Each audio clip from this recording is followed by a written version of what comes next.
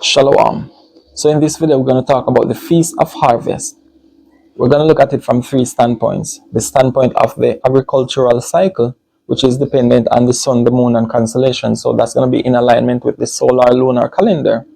We're going to look at it from the standpoint of the law itself, the word, because the law and the solar lunar calendar should be in one accord, right?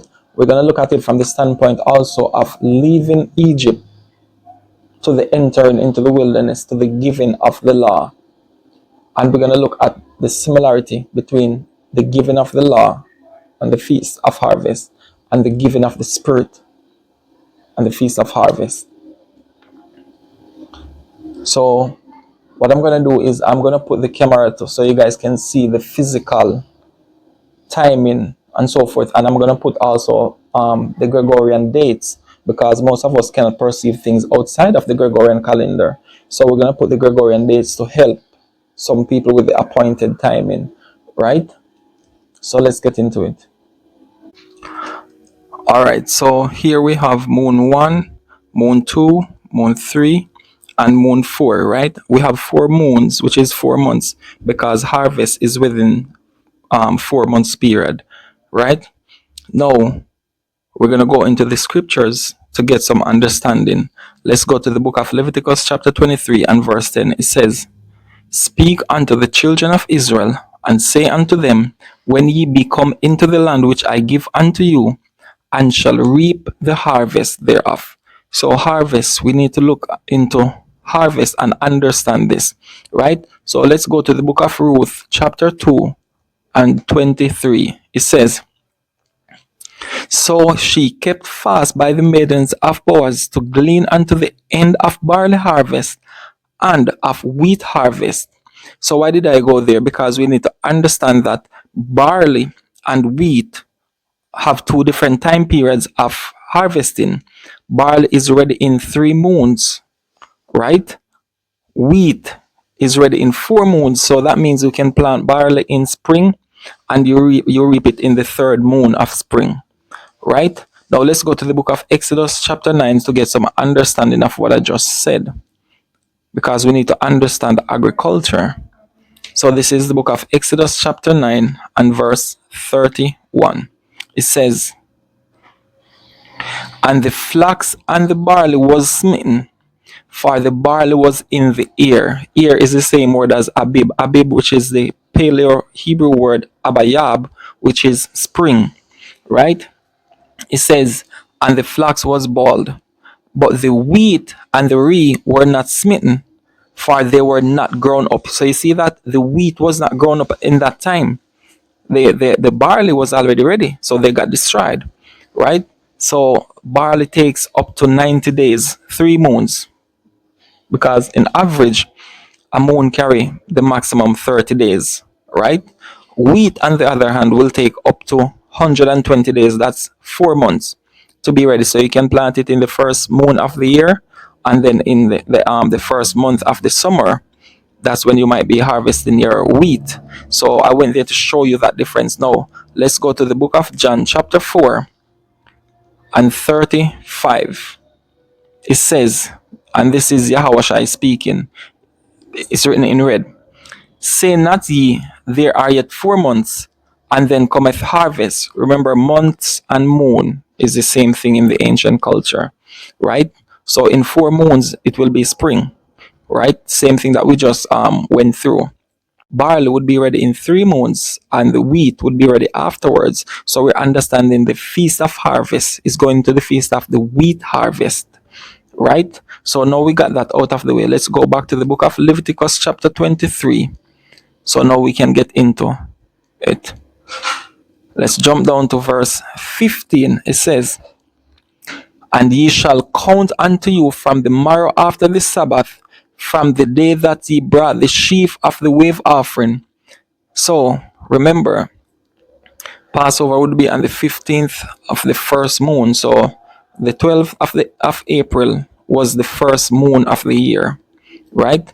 The 15 days after that would have been April 25, right? So that would be the Feast of Unleavened Bread. The 24th of April would have been Passover. So from the feast of unleavened bread, the day after, this is where you have your wave and sheaf offering, right? So it says, from the day that he brought the sheaf of the wave offering, now you're going to count 7 Sabbaths. Remember, Sabbaths, we need to understand Sabbaths because it says 7 Sabbaths, right? So let's go to the book of Ezekiel, chapter 46, and verse 1 to understand the difference between Sabbaths, new moons, and work days. So this is the book of Ezekiel, chapter 46, and verse 1. It says, thus said the Lord God, the gate of the inner court that looketh toward the east shall be shut 6 working days. So what you're seeing here is 6 working days, right? It says, but on the Sabbath it shall be opened, and in the day of the new moon it shall be opened. Now, we know there are 7 days in a week. If 6 days belong to the working days, there's only 1 day remaining. But then there are 2 categories of days, new moon and Sabbath. So they both fall under the 7th day. Remember, these 7 days belong to the Most High, they are fixed. Now, these 30 days belong to the moon, and they fall within the category of the 7 days of the Most High. So a week is 6 work days, then a rest day, right? So we're understanding what the Sabbath is. So let's go back to the book of Leviticus, chapter 23, and verse 15. It says, and ye shall count unto you from the morrow after the Sabbath, from the day that ye brought the sheaf of the wave offering, which is the 16th of the first moon. It says, 7 Sabbaths shall be complete. Now let's walk through these 7 Sabbaths. Like I said, 6 work days, then the rest day. So 6 work days, then the rest day. So this would be the first Sabbath. Another 6 work days, then the rest day. This would be the second Sabbath, right? No, this would be the 30th day of the month. No, remember it says Sabbath, so it has to be 6 work days. So you don't count this, right? Now we go to the second moon. We don't count the new moon day because it's not preceded by 6 work days, right? You cannot take days from the previous moon to be added onto the following moon. So it starts with the new moon day. So 6 work days would begin here. So 6 work days, and then Sabbath. This would be the third Sabbath. 6 work days again, fourth, 6 Sabbath, 6 work days, 7th day. This is the 5th. Here we have another 6 work days, and the 7th. This is the 6th. Coming down to the third moon now, right? Which is going to be on the 11th of June. This is going to be the full moon, which is the new moon. Everyone can see it. So it's going to be the 11th of June. No, like I said, the new moon day is different, right? So you're going to start here. You count 6 work days. And then here is going to be the 7th Sabbath. This is where we are so far. The 7th Sabbath. No, let's go back to the book of Leviticus chapter 23 and verse 15. It says, and ye shall count unto you from the morrow after the Sabbath. The Sabbath was here, the unleavened bread. It says, from the day that he brought the sheaf of the wave offering, 7 Sabbaths, which we just calculated 7 Sabbaths, and we ended up here, right? It says, verse 16, even unto the morrow after the 7 Sabbaths. So the 7 Sabbaths is here, even unto the morrow after. So we would be here. Hold on.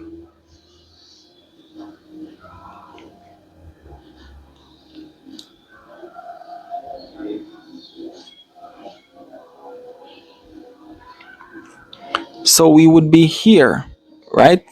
It says, even unto the morrow after the 7th Sabbath. What should we do? It says, shall ye number 50 days. Number means to count. So remember, it says you're going to count 50 days. This is where you can now count what? Your new moon days and the 30th day of the month, because this has nothing to do with the week. It's about days, right? So we are here. It says,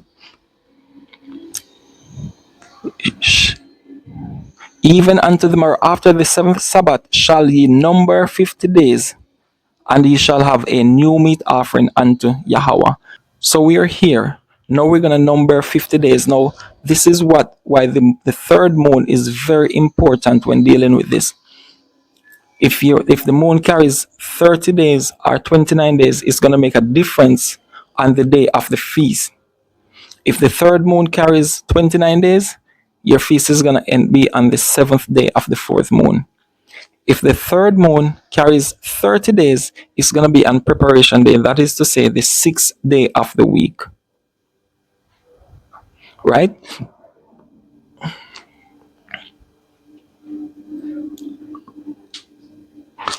So it says to number 50 days. Let's number 50 days after the seven Sabbaths. 1, 2, 3, 4, 5, 6, 7. Another 7 is 14. 14. Another 7 is 21. The new moon day, which is on July 10, that's going to be 22 days. Here we're going to have another 7 days. That's 29 days. Another 7 days. That's 36 days. Another 7 days. That's 43 days. 44, 45, 46, 47, 48, 49, 50. Like I said, it would bring you to the seventh day of the week. So the feast of harvest is gonna fall on a weekly Sabbath this year, right? No, this is it according to the law and the agricultural cycle. Now let's deal with it from the standpoint of the journey from leaving Egypt to the entering of the land, right? So let us start with the book of Exodus chapter 19 and verse 1. It says, in the third month, when the children of Israel were gone forth out of the land of Egypt, the same day came they in to the wilderness of Sinai. So remember, they left Egypt and when? Let's go to the book of Numbers to understand when they left Egypt. This is the book of Numbers, chapter 33 and verse 3. It says, and they departed from Ramses.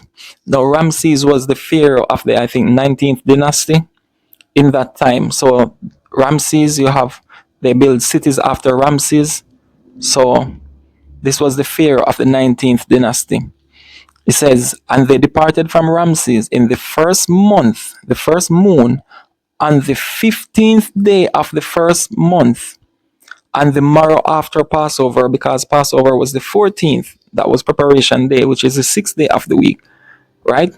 So Passover will always fall on the sixth day of the week. You know what they do with the Gregorian calendar? They try to adjust his death to Wednesday and Thursday to get it perfect to fit Sunday, but it cannot compute.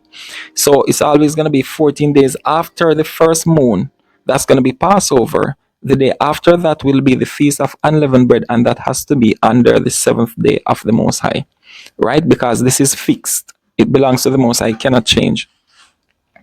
So we are establishing that they left on the 15th day, which was the day of unleavened bread. They left Egypt, right?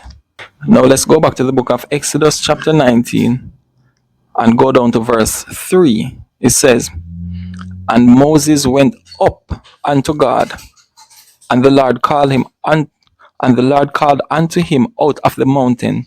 So we're seeing that on this day, because remember, they arrived 7 days after the seventh Sabbath. So we are here now. We are now here.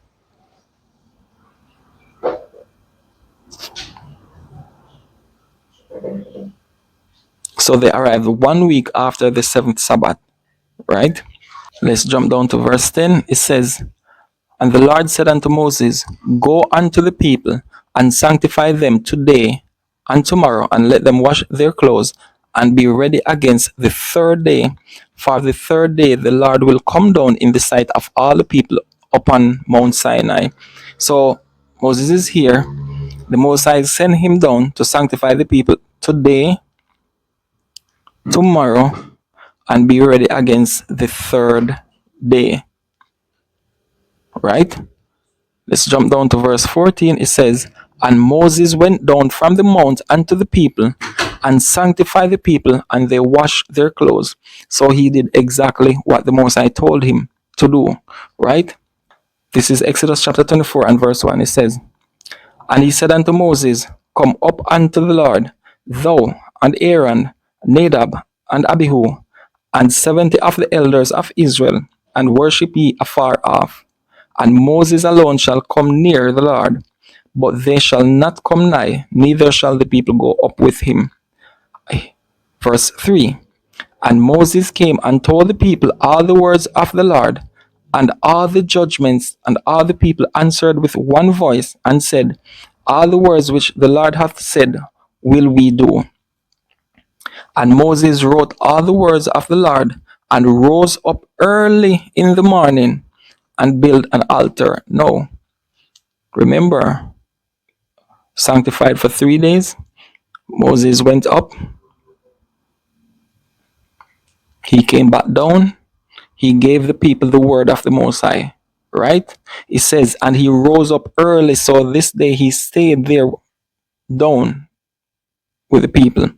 He says he rose up early, so now we are here. Now we are here.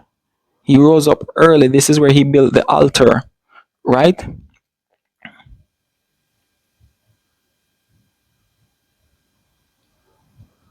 So this was where he built the altar, performed the ritual, and so forth. Because remember, the Most High meets the people where?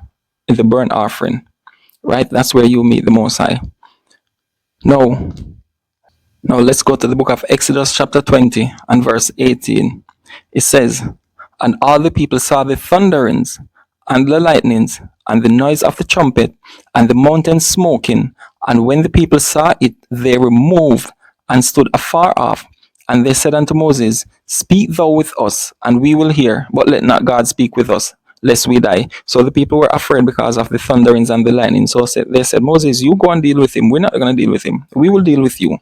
Right? So they were afraid. Now, everything that you read from Exodus chapter 20 all the way to 24 was the judgment of the Most High that he was teaching, the civil law, right? He was teaching them, right? Now, Exodus chapter 24 and verse 12, it says, And the Lord said unto Moses, Come up to me into the mount, and be there, and I will give thee the tables of stone, and the law and commandments which I have written, that thou mayst teach them. So remember, we are here. The Most High is calling Moses again, right? Now let's jump down to verse 18. It says, And Moses went into the midst of the cloud and got him up in the mount. And Moses was in the mount 40 days and 40 nights. So Moses spent 40 days and 40 nights in the mount. So now we're going to count 40 days and 40 nights. We are here. He went up 1, 2, 3, 4, 5, 6, 7, 8, 9, 10, 11, 12. Like I said, it's very important to know how many days are in the third moon. So this one is the third moon is going to be 29 days, right? Because the first 2 moons already have 30 days, and it's only 89 or 88 days in a season, right? You will not find 3 consecutive moons with 30 days or 3 consecutive moons with 29 days, right? It's always 2 and 1. So the third moon carries 29 days. This is the key point in finding out the Feast of Harvest. So we're at 12 days, right? 13, this is going to be new moon day, July 10, 13 days. 14, 15, 16, 17, 18, 19, 20, 21, 22, 23, 24, 25, 26, 27, 28, 29, 30, 31, 32, 33, 34, 35, 36, 37, 38, 39, 40. So we are here.